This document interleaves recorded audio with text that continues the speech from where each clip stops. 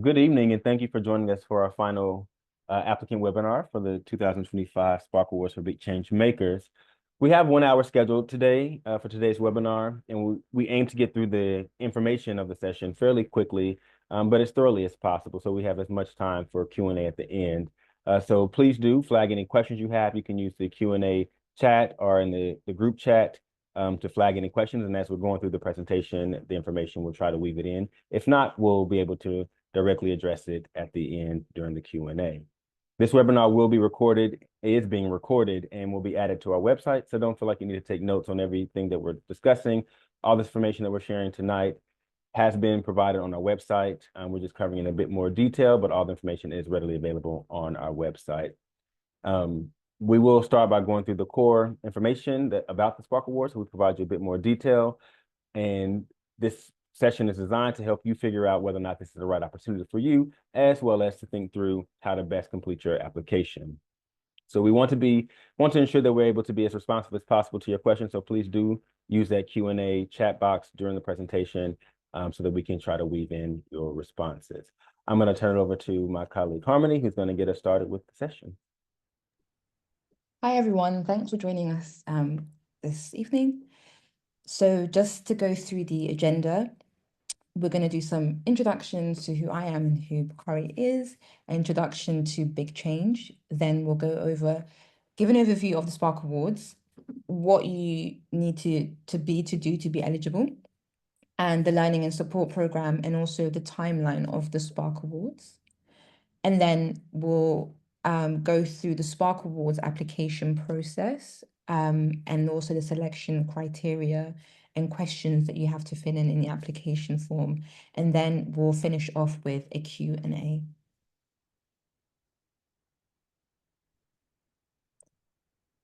So I'm Harmony, as I just said. I'm the Impact Executive. The Impact team is responsible for doing the grant making, for finding and supporting leaders with those bold ideas to help young people to thrive.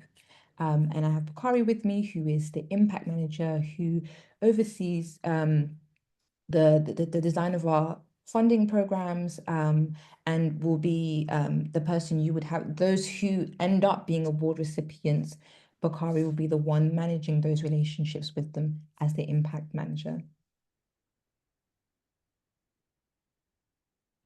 So about Big Change.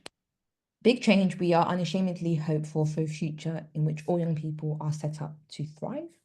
So over the past 12 years, we've been finding and supporting early stage projects and leaders who have bold ideas that have the potential to create lasting high impact change for young people. In addition to this, our aim is to also bring these leaders together to connect them as a community of change makers who are working to rethink and reshape the systems around young people. We invest not only in their ideas through funding, but also we provide them with support for personal development and hopefully unlock further financial support. And in terms of what we want to achieve through the work that we fund, our focus is supporting projects that enable young people to achieve one or more of the following outcomes, which we believe is essential to young people thriving. This includes purpose, so young people having opportunities to be curious, to develop a sense of purpose, something to work towards in their lives. We want to back projects that enable young people to exercise their agency, to believe in themselves and have opportunities to bring about the change that they want to see in the world. Projects that provide opportunities for young people to grow, to develop a love of learning, and to build new skills, develop new knowledge. And also projects that enable young people to build meaningful relationships with the network of people around them.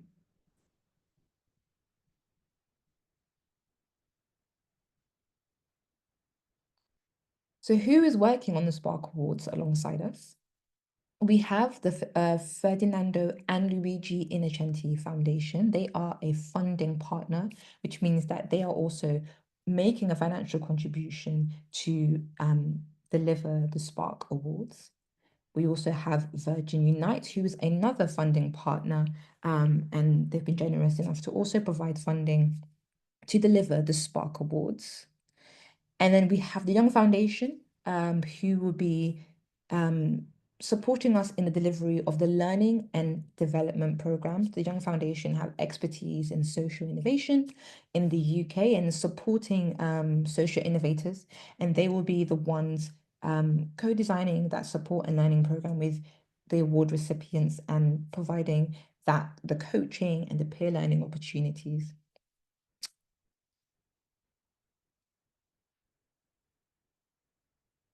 An overview of the Spark Awards. So in a nutshell, the Spark Awards will provide young people with funding and support to imagine the future and create deep-rooted, lasting change. So Spark Award aims to fund projects that are really trying to get to the root of the problems that young people are facing. We're looking specifically for 18 to 25-year-olds who want to bring their commitment, their belief, their creativity, their lived experience, if that is the case, and their pilot-ready projects to life, and to create lasting social change for young people. We're looking to back up to 10 young leaders who will be aged 18 to 25. This can either be an individual young person or a team of up to 3. So in total, it would be 10 projects. In addition to funding, the financial support, which will be up to £40,000. And we say up to because different projects will have different financial needs. And so that's why we're kind of saying that can be up to £40,000 depending on the needs and the progression of your project.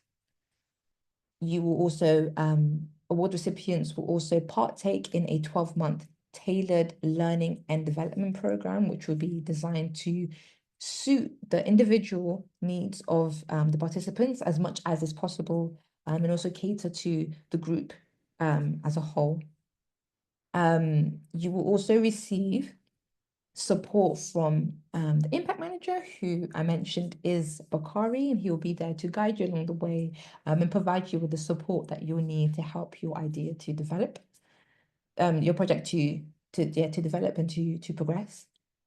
And lastly, award recipients will also have access to the Big Change community of change makers. That's the people that we funded over the past 12 years who were trying to bring together for that collective leadership to bring about change in the systems that exist around young people. And you'll be a part of that community and have access to the suite of programs that we have to support our community of change makers. So if that's not enough reasons for you to apply, here are some more. So within the learning and support program, there will be one-to-one coaching to help you along the way and prioritize, your personal growth as a leader personally, and also as a leader of your idea. It's an opportunity for you to grow in your confidence as you build on your project and your vision for social change. You will develop hopefully as a leader. It's an opportunity to explore your imagination, to discover new passions and to have fun. It will be an opportunity for you to test and to learn. And I think that's one thing that Big Change does well, to provide you with that space to iterate, to make changes if needed, rather than kind of trying to shoehorn you into something if it's not working. So it's a chance really to grow, to explore.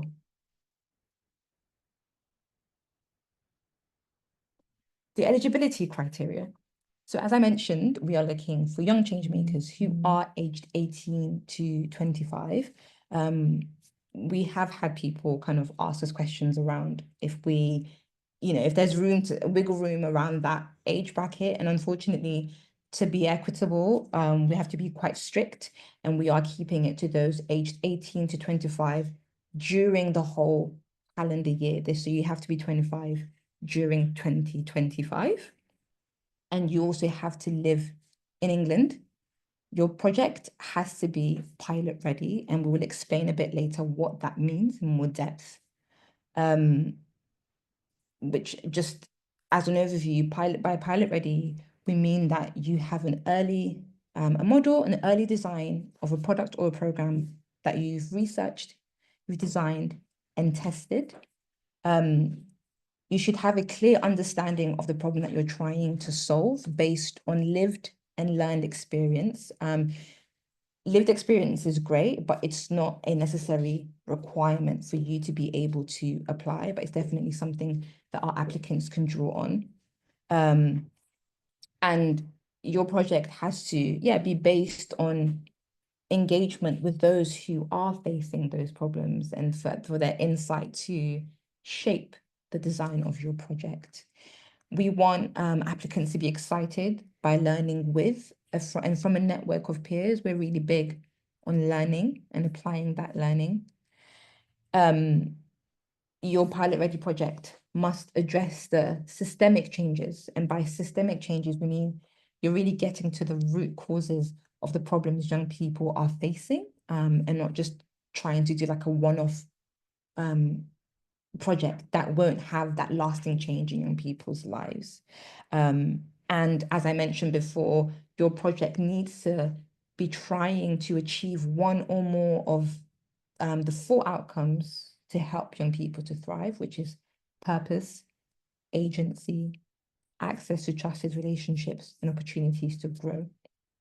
And also, to be eligible, you mustn't have been funded by Big Change before. So this has to be your first time being funded by Big Change. And so with that, we'll dig a little deeper into what we mean when we say pilot ready. So one of our eligibility areas which is a key part of our eligibility areas that we really want to focus in on. So in our last 12 years of operation, we've supported early stage projects and initiatives and have done work to try to really get transparent about what we define, how we define, and what we mean when we refer to different stages in this early stage cycle. So we've created this ideas maturity scale that outlines where we believe that we're best situated to support projects and ideas in their development. And so for the Spark Awards, we're focusing in on those between stages 4 and stages 5, which means that you're ready to pilot. That means that you have a clearly defined problem, you understand the challenge that you want to tackle, that you have developed a very strong idea. That idea has now been translated into a compelling case around why your solution is appropriate or most responsive to the challenge that you want to tackle. And that idea has been developed with insight, it's supported by both evidence and insight.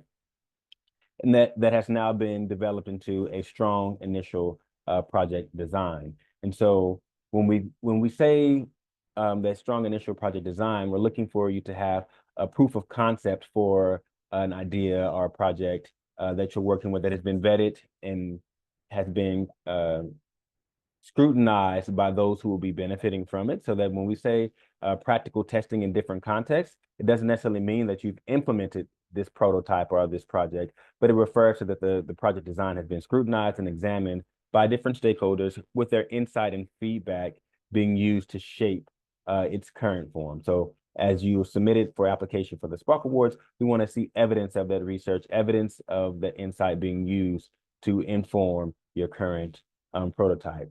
You should be at a stage where you are ready to develop or already developing a more detailed project plan that goes beyond just that initial plan. So at this stage, you're not developing the initial plan. You already have an initial plan, a prototype that has been proof of concept. And that means that you've already gathered the diverse insights around your idea and are at a stage where you're ready to refine and actually start to implement on a small scale, which we call piloting. So when we say pilot, those components, key components that you have a clearly defined challenge, you have a very developed, an initially developed strong idea, you've built a compelling case, and now you're in the place where you're ready to develop a more detailed plan based on those learnings that happens through the implementation process. And we'll be able to answer more questions around pilot readiness as we get to our Q&A. So that takes us to the learning support. I'm going to turn it back over to Harmony. Thank you, Bakari. So a bit more info on the Learning and Support Program. So this 12-month program will entail one-to-one support tailored to your individual needs and helping you to think through the challenges that you're facing and also have that space for reflection. And it really will be a safe space that will be between you and your coach. It's not a space where Big Change will kind of, try and pry into. It's really that space for you and your coach to honestly reflect, privately. Um, there will also be opportunities for peer learning, to build those networks and connections, to learn from other people who are also recipients of the Spark Awards, and to test your ideas with other people and learn from them in a safe environment. We also plan to hold in-person residentials to connect you with your peers, some time away from all the hustle and bustle and just kind of have you in a bubble to really focus on how you can progress with your project and what you can learn and test. And these residentials will have a focus on piloting approaches and developing your knowledge of innovation. Another element will be online masterclasses, where we'll also have sometimes guest speakers come in. And these sessions will be focused online sessions, providing insight on specific challenges, approaches, and topics. And award recipients will have the opportunity to feed into some of the content of these masterclasses. So the time commitment, we're expecting 6 hours or less per month for the commitment of award recipients. And so this 6 hours will includes the one-to-one coaching, the peer learning, and the master classes. We plan to hold 3 two-day residentials across the duration of the program. And there will be 3 to 4 formal reports depending on the duration of your grant. So some grants will be 12 months, others will be 18 months, depending on how you've designed it. So applications opened on the 26th of February, and they're closing on the 20th of April. So that is fast approaching. The deadline is 11:59 p.m. on the 20th of April. Please do try and get your applications in advance. Try not to leave it to the last minute, even though I know it can be quite hard. But you want to have that time to really submit something without feeling all stressed. Then in mid-May, we're going to shortlist the candidates, and then we will notify the candidates who have progressed onto the next stage. And then the end of May, so the next stage will be a pitch. So shortlisted candidates will submit their pitches at the end of May. And then after the pitch is the final stage, which is the interview, and that will be taking place around early June, where the shortlisted candidates, following on from the pitches, will be interviewed. And then we will notify award recipients around late June, after which we aim to get all the due diligence and grant agreements done around July. And then we will publicly announce award recipients in August. And the Learning and Development Program will kick off around early September and will end September 2026. So as I mentioned, it's a 12-month program. But that doesn't mean that like your grant will also end with the end of the Learning and Development Program. No, some grants, as I mentioned, will be 18 months long. So we'll be ending around March 2027.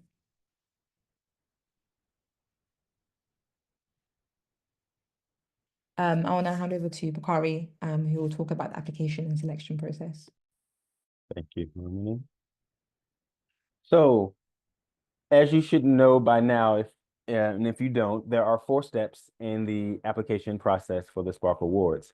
The first step is to check your eligibility. So you complete that on our website using the eligibility checker. And if you are eligible, then you'll be prompted to register. So checking eligibility and registering is your first step. All applicants have to register in order to access the application. So once you've registered, you'll receive an email with a link to open the initial application. We'll talk a little bit more about what that initial application is. We'll be diving into what that initial application is in more depth in just a moment. Step 3 and 4 are invite-only steps. So based on the shortlisting from the preceding step, you'll be invited to participate in those steps. Step 3 would be an invitation to submit a pitch. And that pitch will be due by the 26th of May.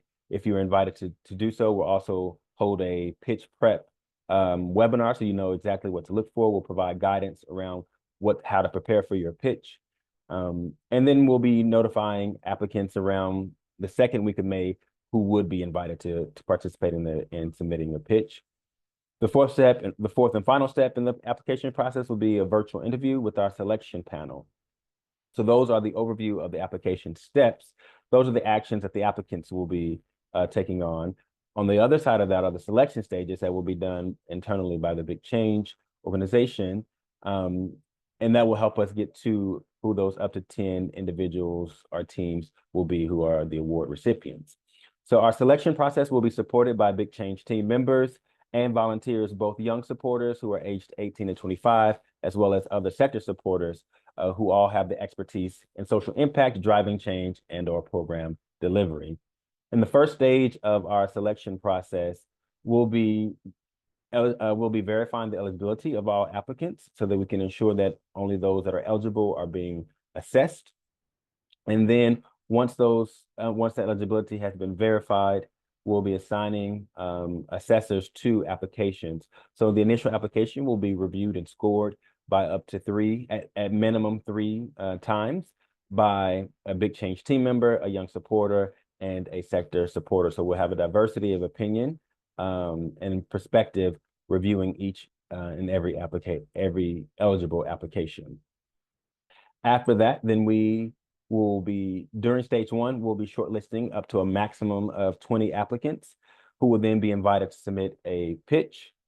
At stage 2, the pitch decks will then be reviewed and scored by a 5 to 7 member selection panel. This will be different from those who assessed the initial application. So this will be a 5 to 7 member selection panel composed again of young supporters, sector supporters, and Big Change senior leaders. During stage 2, we'll be shortlisting a maximum of 15 applicants to be invited to participate in a virtual interview. At stage 3, participants will then be invited to participate in that virtual interview with the same selection panel that reviewed and scored the pitch decks. And then during stage 3, we'll be selecting up to 10 applicants to join the inaugural cohort of the Spark Awards. We will be providing feedback to all applicants that are not invited to participate in subsequent steps. We just ask that you bear with us as we will be facilitating this process. So it may be a delay in receiving feedback, but you will receive notice of whether or not you have been shortlisted to move on to the next stage in the selection process. I just want to pause for a moment because I saw a question and see if it's relevant to this particular slide. Do we choose a Spark Award criteria, or are we meant to answer all questions up to the digital pitch? I'll talk about that in just a moment. So that leads us to the initial application. So the initial application has 10 questions, 7 written response, and 3 that will be responded to in a 90-second video clip. The deadline is 11:59 p.m. on the 20th of April. You will be scored on each of the questions. So there are a maximum of 50 points that you can receive. Each question is rated from 1 to 5. And we're going to talk about what those questions are specifically. So our selection criteria and application questions. So the first section of your application is all about the project, all about your prototype. And so we're really looking for those projects that are aligned, as Harmony said, to our 4 outcomes. So the project needs to focus on one or more of Big Change's outcomes that set young people up to thrive in life. So that's the purpose, agency, relationships, and growth. All of that you see in the teal box is also in the application itself. So this guidance is there to help you as you craft your responses. You see the application question there. So you'll describe objectives of your project and how your project aligns with one or more of our 4 outcomes. There's word limits for each of the questions. For this particular question, there's a 200-word limit. Question 2 on your application, or the second set of criteria that you're going to be scored against, is insight and innovation. Here, we're really looking to see that your project demonstrates a deep understanding to the problem that you are tackling, that it's informed through engagement with relevant stakeholders, that you're showing innovation, that it presents a new or creative approach or solution to the problem, or the challenge that exists, or challenges existing assumptions around how people approach tackling that problem. And then the third piece is that it's insight informed, that we're looking for the proposed approach or solution to be informed by research and shaped by key insights from key stakeholders and refined through testing. And again, that testing doesn't necessarily mean that you've implemented it, but you've gotten the scrutinization and examination of key stakeholders in the current design of your proof of concept or prototype. Again, everything that you see here in the teal throughout all of our next couple of slides, there's also guidance that is provided directly in the application itself. Again, thinking through, you will be scored for each of these individual criteria. So each question has its own scoring rubric that ties directly to this. So it's very important that in that section of the question that you're answering the question directly, because we're not going to be looking for answers throughout the application for different portions. We're looking for your answer to correlate to the question that's being asked. That's how it will be rated. The next set of criteria is our criteria around system impact. As Harmony said, we're looking for projects that go beyond one-off moments. So we're looking for projects that address the root causes of the problem, that strives to model or build pathways toward our hopes for the system, which means that you're sharing power with young people and communities, that you're building trust and collaboration and connections across organizations, that you focus on broad, ambitious goals, and that you are invested in learning and evolving to support the ongoing change that needs to take place within our systems. So we're looking again for that something that's really tackling that root cause, and that's not just doing a one-off event or initiative. And so on this question, it's important that you are able to articulate what shifts in the system are you aiming to achieve and how they align to Big Change's hopes for the system. So how your project operates, how you plan to implement your project should align to how we hope the system shifts to better support young people in order to set them up to thrive. The next set of criteria is our criteria around lasting change. So here it's very important that you are able to demonstrate that you have a clear and relevant target audience for the solution, and that there's evidence of demand that this audience actually wants this type of solution. That's where your research and insight is really going to be important, that you can demonstrate that you've done the research and insight to prove that there is demand for your solution. Second part of that is that we're really looking to see the impact potential and how you would choose to use your resources. So the project should have a well-defined outline that to achieve the objectives within the potential, with the potential to create lasting impact and show a strong understanding of how your resources will be utilized. So in the application itself, we give guidance around really showing what are those 2 to 3 outcomes that you want to be true for your project. What will your project be able to deliver? And then what are some of the key resources that you may need to do so?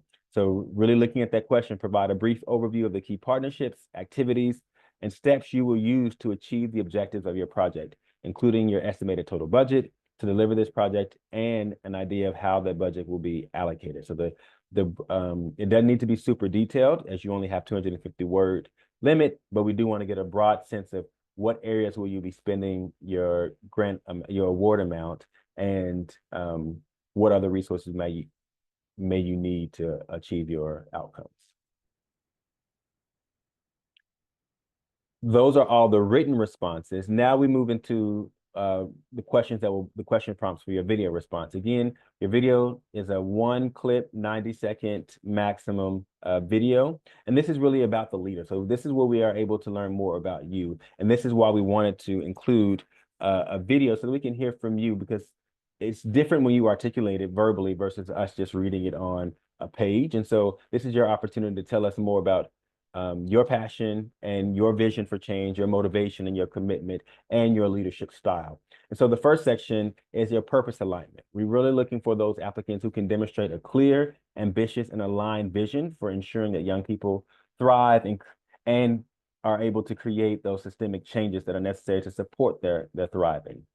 From a motivation and commitment standpoint, we're really looking to see that you show strong personal motivation and a deep commitment to pursuing that lasting change. Recognizing that you may not stick with this project for the next 10 years, but we want to really get a sense of your commitment and your motivation to tackle the types of issues that your project is geared toward. And the last piece of criteria for the video is your leadership style. So we're really looking to see that you show evidence of collaboration, continuous learning, and a commitment to sharing power, particularly with young people and those key stakeholders that your project that are in your target audience for your project. And so this is your opportunity to articulate what that looks like, and we'll go into a little bit more depth around what the video should include and how to frame your video as well. So that's all the criteria and questions that will be in there. Again, it's 10 questions, 7 written response with word limits, and then 3 that will be addressed in a 190-second video clip. So when we talk about completing the application, I'm going to go back 1 second.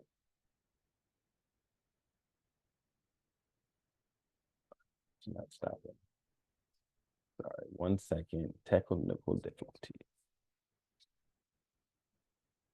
So on our website, there is a link that helps you, that is a video that walks you exactly through from registration to actually opening the application and how to fill out the application for those who may need that guidance. So you can use that video. I'll drop the link in the chat. But you can access that. Oh, Harmony, I did. Thank you, Harmony. Yeah. So that video is a walkthrough of how to actually complete the application. So the video response. So this is a key component of that initial application. There is video guidance in the application itself. So you can click the link and see the PDF version of this with a bit more detail. This is just the high level video, but essentially your video must be 90 seconds or less. Anything over 90 seconds will not be used for this for scoring. You should answer the questions directly in the video. I would suggest you start by introducing yourself, your name, and your project at the beginning, and then be sure to answer all 3 questions in a continuous video, not separate clips. Only include footage of you talking directly to the camera and answering the question prompts. We do not want to see any footage of your project, your programs, props, or anything else besides you talking directly to the camera. Do not add text unless you need it for accessibility purposes. We don't want to see logos, pictures, graphics. This is not an assignment on PR and marketing. We just want to hear from you more about you and your commitment, your motivation, and your leadership style. This video can be recorded on any device that you have available, camera, phone, computer, whatever technology you have available to you. And we're not looking for the quality of your video, we're looking for the content in your video. So clarity and authenticity are very important. When you go to upload your video, we do ask that you put it on a third-party website, whether that's TikTok or YouTube, Instagram. It just needs to be a platform that we can easily access. So you'll use that, in your application, you'll actually put the link to your video in your application. Be sure that whatever link you use, that it is viewable by the general public. So we need to be able to have access to it. We recommend, if you're using YouTube, to list it as public or unlisted, so that they're only visible to those who have the link. But do not set it to private, as if you set it to private, it will require a password, and that means our selection panel and our assessors will not be able to access it when it's time to review and score your application.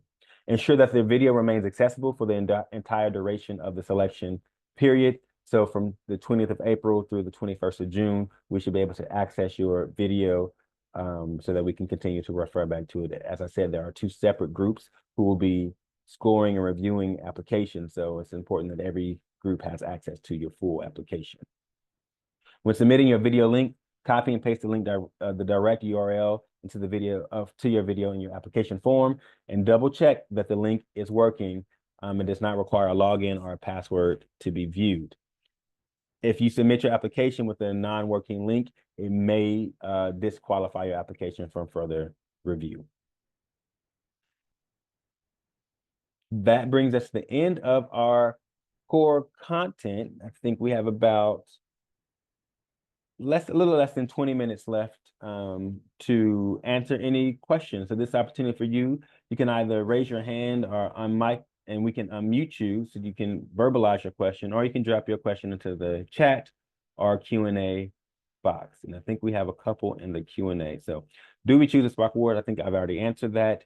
You need to respond to all 10 questions in order to have a complete application. Can we be unmuted to ask questions? Yes, I think Brad, you have a question, so we will unmute. Can you hear me? Yes, we can hear you, Brad.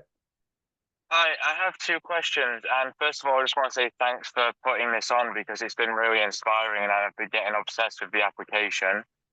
I have a question around the application questions. Like, I did some draft answers and like I want to be detailed, and there's the question on like evidence or budget, and like these are questions where I want to give examples and give stats and things like this. And I do actually have the detail because I've done the research, but the word limit sometimes feels quite limiting. And I get it, there's a point about being concise and this is just an initial application, but I also want to get the project across. So yeah, that's just the question I had on that. Like, would bullet points be acceptable if that meant putting in more information and getting things across? Yeah, that's I don't know. You know what I mean? How it's going to be scored. Like, I want to write it in proper English and for there to be flow, but that can sometimes take away from the amount of content you can actually get in there. No, I appreciate that question. You're welcome to submit your responses in any format that makes the most sense to communicate your point the most effectively. So there's not, you won't be you won't be scored lower because you use bullet points versus prose or paragraph form. Whatever, we're looking for the content of your responses. We're not looking for the format of your responses. Okay, sure.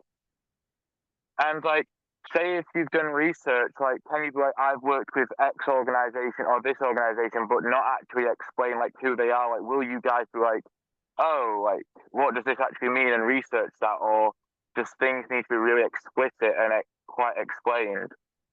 That's another great question. Yeah, so I would approach it in the sense that one, no, we're not going to be doing any additional research beyond your application. So we're going to take your application for face value. So you need to make sure that your answers are as complete and as explicit as possible, where possible. And part of that is recognizing that you do have to figure out what's the most important piece of information that we would need to know based on the criteria and the question that we've asked. So I know that sometimes in these projects, we want to give as much detail that exists, but in this instance, you need to prioritize the details that you're providing to ensure that you're just responding to the question prompt based on the criteria that we're looking for. So I hope that is helpful in answering your question. Yeah, that does help. And sorry, just the final question I had is on the pictures and potentially the interviews, will there be like a negotiation over like dates and things? Because over the next few months, I have like work where I'm like away on like outdoor education camps, like 4 or 5 days at a time. Yeah, so will dates be fixed or will there be sort of a discussion? So for the pitch, the date is fixed. It is a digital pitch, so you'll be submitting a PowerPoint or a PDF version of your pitch. So that will be a digital submission. For the interview, there's a bit more room for negotiation. We do have a projected week for that, but if you get to that stage and we need to make adjustments, we're happy to adjust so that we can make sure the process is as fair and equitable as possible. But you're saying that the pitch is a little more strict. Yeah, the pitch is a firm deadline, as it is a digital submission. Oh, cool. So I can kind of pre-record it at any time and then send. Yes. Oh, cool. That's really helpful. Well, that's all my questions. I hope I haven't taken up too much time. No, Thank you're you, you're guys. you're fine. Thank you, Brad, for joining us. We do have another question in the Q&A. As a part of the funding we receive, can we include a budget to pay ourselves for working on the project? If yes, how does this work? Yes, you can pay yourself for working on the project, and that will be in negotiation based on the time you're committing to the project and your overall budget amount, but that will be discussed between myself and the recipients as we work through the grant agreements. But there is provisions for you to be able to pay yourself and others who are contributing and working, leading on your project. Are there any other questions? And feel free to raise your hand so we can unmute you. We're happy to hear voices. If not, we're also happy to receive written either in the chat or in the Q&A box. I think we have another. Hello. Vidya, I don't know. Yeah. Nice to meet you. Thank you for presenting today. Just a bit of an addition to Brad's question. For if our project's in sort of like the testing, like prototyping phase, and say like we've put out like a short article about what we've done, if we link that article in like our application, will that be looked at all, or would we just have to summarize it in the application itself? I would recommend summarizing it in the application. We see the application has been a self-contained application. So again, we're not the only link that we'll be reviewing in addition to what's included in the written text would be the video. Okay, thank you very much. You're welcome. I think we have another hand raised. Yeah, Arshan. Hi, thank you so much for hosting. I'm a deputy CEO at an organisation. It's a new initiative which we're currently in the process of converting to a charity. We're quite early stage. We've done some initial research and we're developing a digital platform that kind of looks at supporting overlooked youth in areas like in education, careers, and kind of life skills. Given that we're very early starting pre-launch, would that make us eligible, or did I miss something at the beginning regarding it needed to be piloted? I just wanted to see if you could go into a little bit more further detail on that. Yeah, so the project should not have been piloted yet. So you need to be pilot ready, but have not actually piloted your idea or your prototype. So if I understood your point, you haven't launched yet. So then you, from that, based on that part of the criteria, you wouldn't meet that. If you have not piloted, but you are pilot ready, then yes, that would be eligible. But I would recommend going through the eligibility criteria because obviously I don't know the full details of your project to be able to say, to give a firm, yes, your project will be eligible based on what you described. That section of the eligibility criteria and having not piloted yet does not disqualify you from eligibility. Perfect. And sorry, just one last question. If we was to apply, let's say within the next week or so, as an unincorporated organization, we get successful with in terms of grant application, and 3 months down the line, 4 months down the line, we become a registered charity. So we're now an incorporated organization. Would you still fund the organization? What's the procedures around that? Yeah, so you don't have to be a registered charity. You can be operating as a sole trader. Like there is no legal frame structure that you need to have in place prior to, and there's no legal structure that we would bar you from receiving the funds if you shift. The one thing I would caveat that with is that obviously this is geared towards social impact, and so this is not a profit-making scheme. So if your project has the ability to make profit, then that would be a discussion that we would need to engage in to ensure that the priority is around the social impact, not around the profit making. So that would be the caveat that I would add. Perfect. That's answered my question. Thank you so much. You're very welcome. We have a couple questions in the Q&A box. I know we have a hand, but I'll come back to you, Brad, in just a moment. Am I right in saying that your guidelines on team funding is limited to 3 people? Yes, that's correct. So the lead applicant needs to be within the 18 to 25-year-old. The other 2 members of the team can be intergenerationally aged, so they don't have to meet that eligibility criteria. but the lead applicant must be 18 to 25-year-olds, and you can have up to three. I mean, up to two others. So one lead and two other team members. Are the in-person meetings if we are chosen in a specific location? They will be in a specific location to be determined.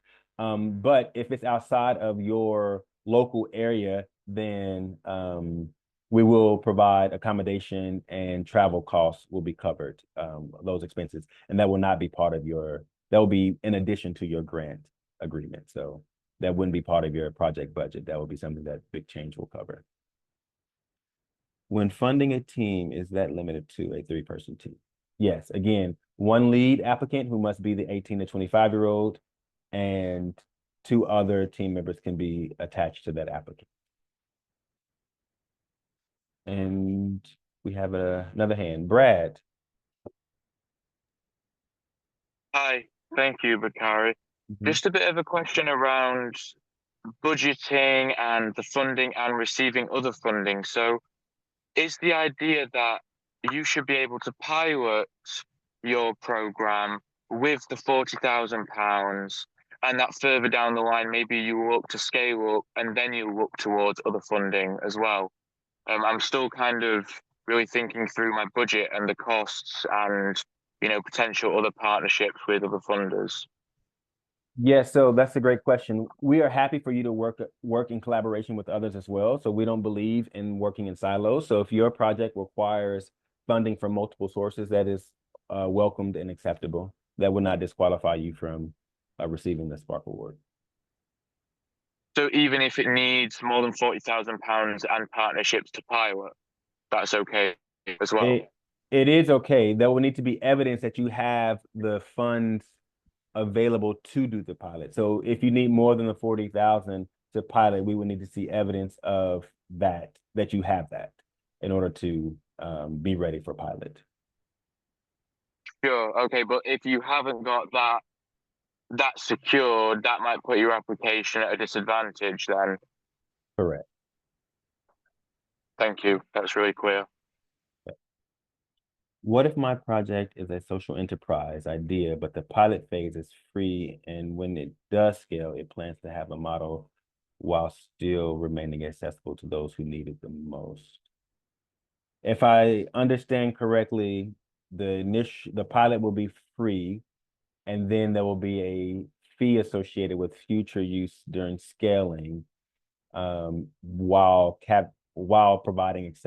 making it accessible to those at high needs. I think that there will be a case-by-case basis. I can't give a broad answer on that. But if it's clear that the intent of your project is around social impact and it ties to our 4 outcomes in a clear and compelling way, then I would suggest that it will likely still be eligible. Is any considerations around religion? For example, if the residentials are mixed gender and this wouldn't be something we could commit to due to faith, or would this be discussed in more detail further into the project with our coach? Yeah, so we very much want to be and strive to be an inclusive organization. So if there are religious or other needs that we need to accommodate for, we're happy to do so. We want to be supportive as possible. So that would just need to be something that would be flagged as soon as possible so that we can make sure that we are able to accommodate, well, not able to accommodate, so that we can plan for the accommodation where necessary. If we are including research in our application, should we include sources of our stats? Again, you have a limited word count. I think if you're choosing to use research or stats in your application, and I would recommend articulating it in a way that you are citing the source without necessarily having to take up too much character count. And for example, that could be I read our IPPR report said, so naming the source that you've gotten it from in the description of the stat itself versus putting an actual citation. Keep in mind, this is not an academic application, so you don't need to have a bibliography and that sort of thing. but any source, any information that you provide should be accurate and authentic, keeping in mind that it will be reviewed by sector experts. So we will have a diversity of perspective. So it's not that we're just going to believe anything that's on the page, but we will have experts also reviewing and assessing applications. So I wouldn't suggest making things up, but also you don't have to have a bibliography and cite it as if it's an academic paper. Brad.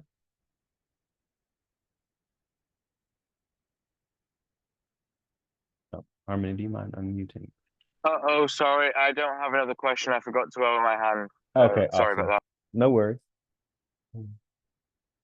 We have about 8 more minutes. We're happy to stay on and respond to any more questions. You can drop it in the chat. You can raise your hand.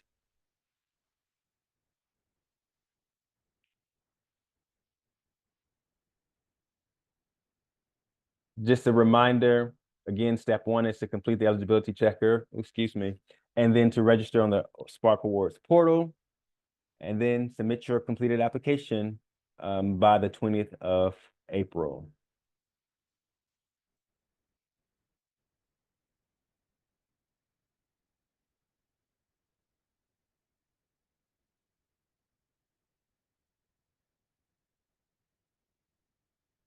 Well, if there are no other, great, another question.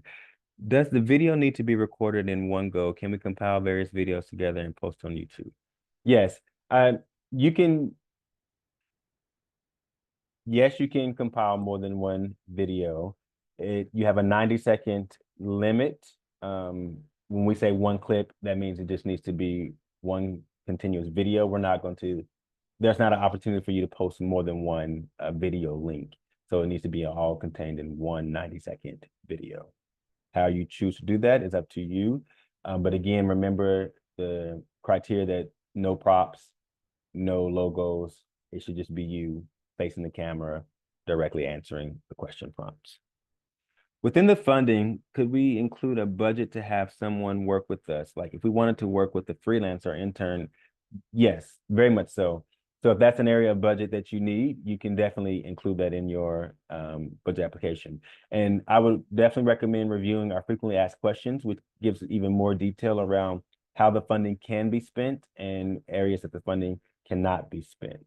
And just for information purposes, you can pay yourself, you can pay freelancers and others to work and contribute on your project if it's aligned to the outcome. So all of this is about outcome-based and impact-based outcomes. And so anything that's in your budget needs to be justified or connected directly to one of your major outcomes for your project. The funding cannot be used for capital purchases, so can't buy land, can't buy property. You can't use it for loans or to repay loans. You can't use it to make loans, those sort of things. So this is all the simplest way is to think that the budget can only be used toward the outcomes directly connected to your project, which need to be aligned to one or more of our 4 key outcomes.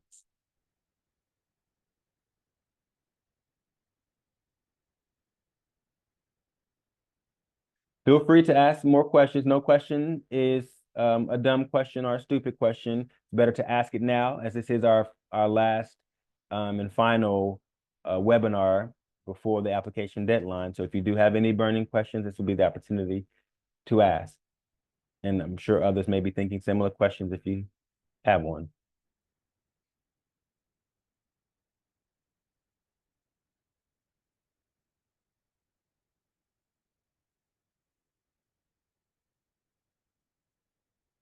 Can my team members be over 25?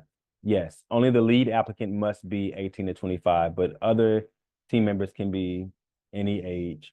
In fact, that is a positive thing because we believe in intergenerational work, and so we welcome that.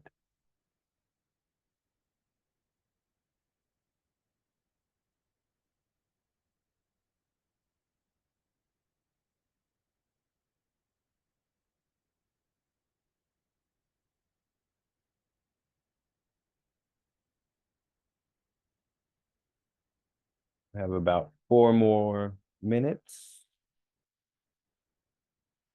Is there an email to contact if we have further questions after this webinar? Yes, you can contact us at sparkawards@bigchange.org. We'll put it in the chat.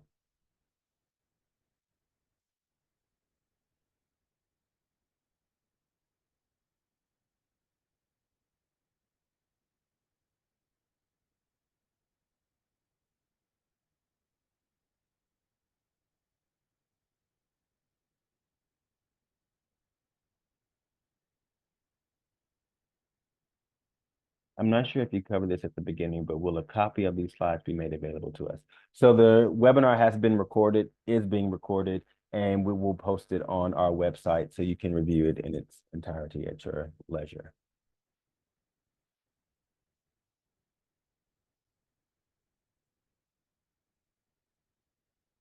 And again, all this information that we've shared today has been provided on our website in a variety of places. I would very much recommend you reading through our frequently asked questions. We do have an application information pack on our website. That's a PDF version of the application, so you can see all the questions prior to logging into the application. We have a video walkthrough of how to submit your application, how to complete your application.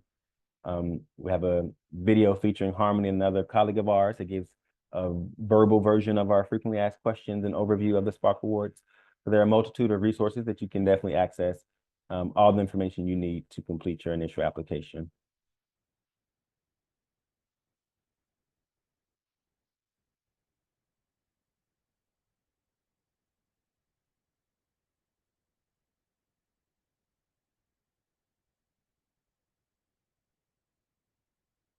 We have just 2 minutes remaining.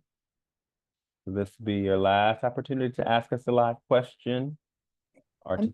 Have you answered the Vijay's question around So yeah, in the Q&A, this is being recorded, so we will upload the webinar on our YouTube channel so that you can rewatch it.